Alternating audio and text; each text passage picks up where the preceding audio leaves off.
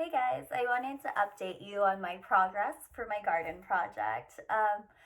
It's going okay. I have some good news and some bad news.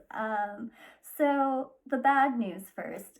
The section that I dug up, the grass and I was going to plant the garden in, well, it turns out that's not a full sun area. I originally thought that it was because it was in the winter time, but there's a big tree that grows um, in the way of the sun. And now that it's springtime, the leaves have grown back. So in the past couple weeks, while I was digging out the grass, the leaves were getting bigger, and my full sun area is not actually a full sun area in the spring and summertime, but it is in the winter, which doesn't help me now. But the good news is that I am able to use the area in front of the hangar at our house. So that has full sun. And so I'll be able to grow vegetables there.